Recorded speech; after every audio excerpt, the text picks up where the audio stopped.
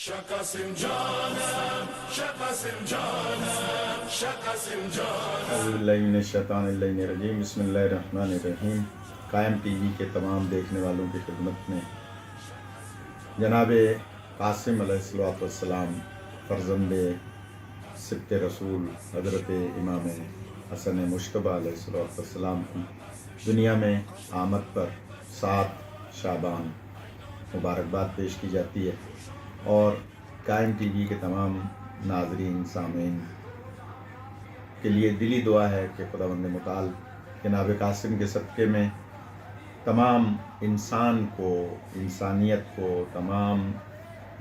دنیا میں رہنے والوں کو اس عالمی وبا سے محفوظ رکھے، جسے ایک وائرس کی شکل کرونا کے نام سے جانا جاتا ہے۔ یقیناً اللہ تعالیٰ امتحان لیتا ہے، کبھی جان کا، کبھی مال کا، اور کبھی خوف کے ذریعے سے۔ یہ قرآن مجید میں موجود ہے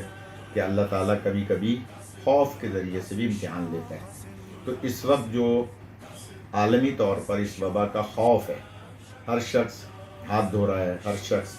ایک دوسرے سے ملنے سے اجتناب کر رہا ہے، ہر شخص دور دور رہ رہا ہے۔ یہ خوف ہے، ہر انسان کے ذہن پر ایک طاری ہوا ہے کہ کہیں یہ بیماری ہمیں نہ لگ جائے اور ہماری اس کے ذریعے سے موت نہ واقع ہو جائے۔ لیکن ہم ایسے شہزادوں کو جانتے ہیں جو یہ کہتے ہوئے نظر آتے ہیں کہ موت ہم پہ آ جائے یا ہم موت پر آ جائیں، ہمیں اس کی پرواہ نہیں ہے۔ یہ کہتے ہوئے نظر آتے ہیں کہ ہمیں موت شہد سے زیادہ میٹھی ہے، اس لیے کہ یہ وہ شہزادے ہیں جن کے گھر میں گناہ کا کوئی تصور نہیں ہے، اور موت سے ڈرتے وہی لوگ ہیں جن کے دامن میں گناہ ہوتے ہیں۔ جن کے دامن میں گناہ نہیں ہوتے، جو ایسے خاندان میں پل رہے ہوں کہ جہاں گناہ کا کوئی تصور ہی نہیں ہے، تو ایسے خاندان میں پلنے والے موت کو شہد سے زیادہ میٹھا ہی جانتے ہیں۔ شہزادہ قاسم کے جن کی کربلا میں عمر مبارک حیات طیبہ 14 سال 5 ماہ 3 دن کی تھی۔ عام طور پر جو روایت مشہور ہے وہ 13 سالہ قاسم علیہ السلام، حالانکہ اگر تحقیق کی جائے اور علم رجال اور علم کے ان گوشوں کو آشکار کیا جائے تو شہزادہ کی عمر مبارک 14 سال 5 ماہ 3 دن کی بنتی ہے کربلا کے میدان میں۔ اور جب امام حسن مجتبیٰ علیہ السلام کے ہاں کے لال پیدا ہوئے جن کا نام حضرت قاسم ہے، تو خوشی کی انتہا نہ تھی، اور پورے مدینے میں جناب امام حسن نے گویا تمام مدینے والوں کو بلا کر دعوت کی اور کہا کہ آج میرے ہاں وہ لال پیدا ہوا ہے کہ گویا بتانا یہ چاہتے تھے کہ وہ کربلا میں میری نمائندگی کرے گا۔ اس کے علاوہ حضرت امام حسن علیہ السلام کے 4 بیٹے ہیں جو کربلا میں شہید ہیں، یعنی جناب قاسم سمیت جناب احمد، جناب اصغر، جناب عبداللہ اور جناب قاسم۔ یہ 4 بھائی ہیں۔ جس طرح سے جناب ام البنین کے 4 لال کربلا میں شہید ہیں، اسی طرح سے جناب ام فروہ کے 4 لال کربلا میں شہید ہیں۔ جناب ام فروہ اور جناب ام رباب یہ دونوں سگی بہنیں تھیں، یعنی جناب علی اصغر کی ماں اور جناب قاسم کی ماں دونوں سگی بہنیں تھیں۔ زیادہ تر لوگ اس حوالے سے نہیں جانتے کہ یہ دونوں بہنیں تھیں، اور جناب ام فروہ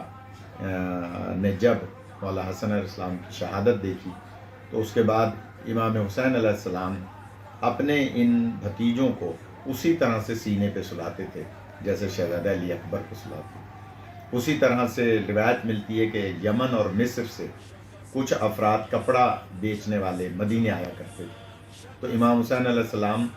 ان کو پہلے جناب ام فروہ کے دروازے پہ بھیجتے تھے کہ جاؤ پہلے قاسم اور ان کے بھائیوں کے لیے کپڑا دو، اور وہ کپڑے سلیں گے، اور پھر علی اکبر کے لیے کپڑے سلیں گے۔ یعنی اس انداز سے مولا حسین علیہ السلام اپنے ان بھتیجوں کو پالتے تھے، جیسے جناب ابو طالب حضور پاک کو بھتیجا سمجھ کے نہیں، دین سمجھ کے پالتے۔ تو امام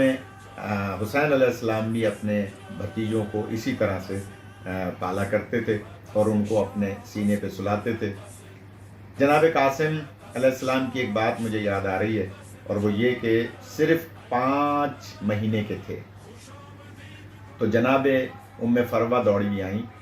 इमाम हसन अलैहिस्सलाम के पास और आके अर्ज़ की कि आका, आज सुबह से मेरे लाल ने दूध नहीं पिया और कोई और ग़िज़ा भी, जैसे कि उस ज़माने में खजूरें वग़ैरह बच्चों को जो है वो गोया उसका इस तरह से ख़मीर बना के और हलवा टाइप बना के वो बच्चों को अरब में खिलाया जाता था, छोटे बच्चों को ही। तो इन्होंने ना कोई दूध पिया है और ना कोई ग़िज़ा खाई है, जबकि असर का वक्त हो गया है, फजर से लेकर अब तक कोई ग़िज़ा नहीं खाई है। बस रात को जो मैंने दूध पिलाया था सोने से पहले, उसके बाद इन्होंने कोई ग़िज़ा नहीं ली।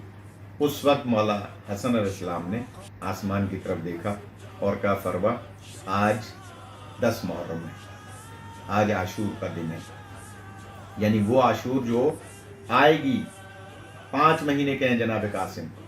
लेकिन आशूर के दिन गोया 10 मुहर्रम तो हर साल आती है,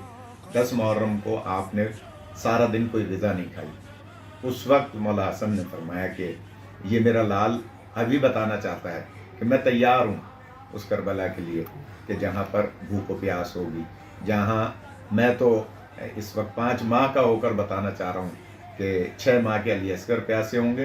तो मैं करबला से पहले ही प्यास बर्दाश्त करके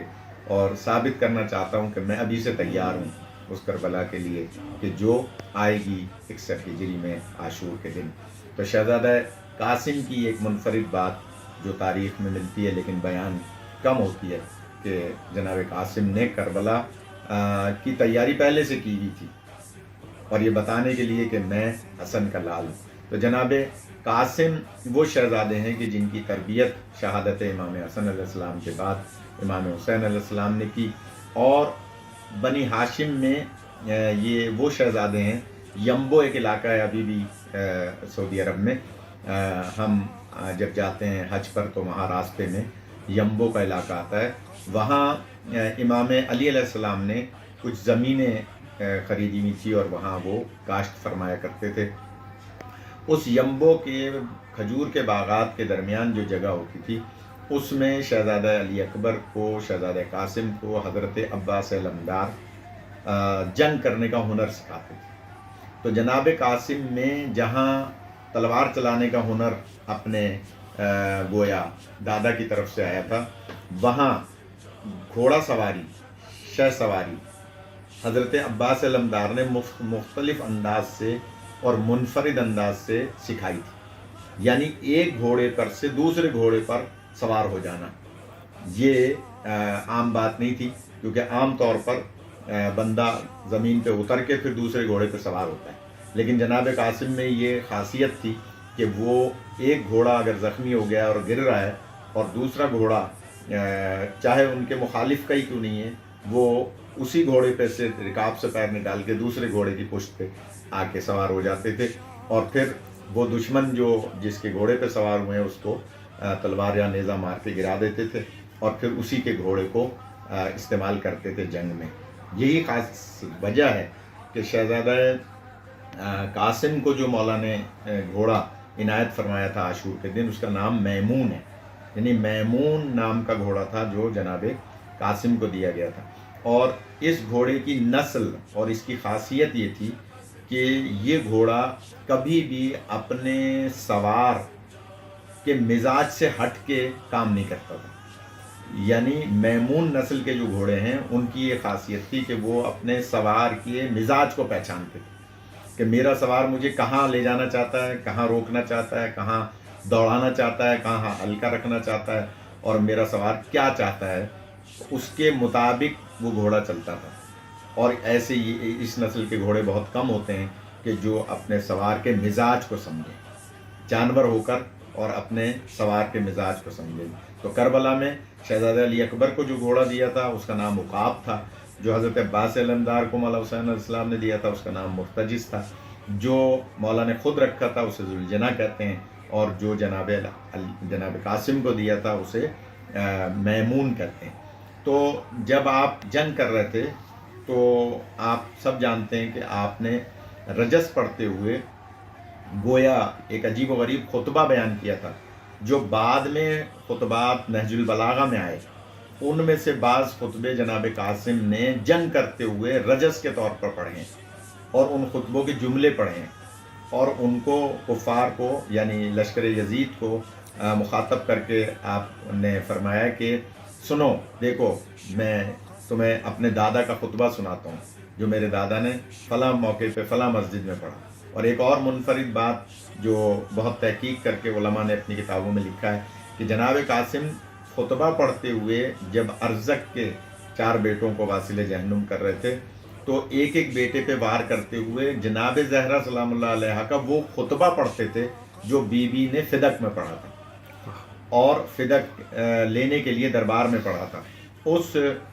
خطبے کے جملے پڑھتے تھے. تم نے میری دادی کو جھٹلایا, آؤ مجھ سے لڑ کے دیکھو. تم نے میرے دادا کی بات کا حق غصب کیا, آؤ مجھ سے لڑ کے دیکھو. اور اس وقت ایک ایک وار میں اس طرح سے 2 حصوں میں کرتے تھے جیسے مولا علی علیہ السلام اپنے دشمن کو سیدھا مارتے تھے تو 2 حصوں میں کرتے تھے,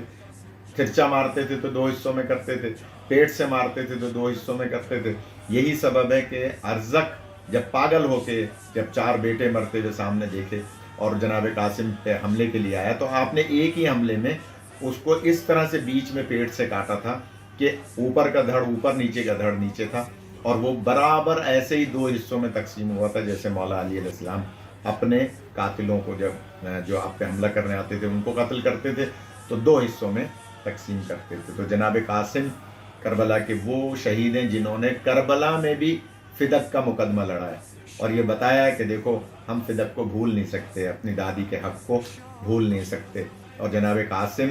سب جانتے ہیں, ایک روایت ملتی ہے کیونکہ آج ان کی ولادت کا دن ہے, دنیا میں آمد کا دن ہے, اس لیے میں وہ جملہ مصائب کا نہیں پڑھنا چاہ رہا, لیکن کتابوں میں ملتا ہے کہ جناب ام فرما نے ایک مرتبہ خواب میں دیکھا مولا حسن علیہ السلام کی شہادت کے بعد انہوں نے خواب میں دیکھا کہ ایک باغ ہے جنت کی مثال اور اس باغ میں پھولوں کے گلدستے ہیں اور اچانک جب وہ اس پھول کو لینے آگے بڑھی تو ایک تیز ہوا چلی اور اس ہوا سے وہ پھول زمین پہ گر گیا اور اس پھول کی پتیاں ساری زمین پر بکھر گئیں. جب وہ پتیاں بکھر گئیں تو بیوی چاہتی تھی کہ ان پتیوں کو اٹھائیں, لیکن اتنے میں خواب میں دیکھا کہ مولا حسین علیہ السلام آگے بڑھے اور وہ ان پتیوں کو اٹھا رہے تھے. جب ان پتیوں کو اٹھا رہے تھے تو بیوی کی آنکھ کھلی اور مولا حسین سے بیان کیا کہ اے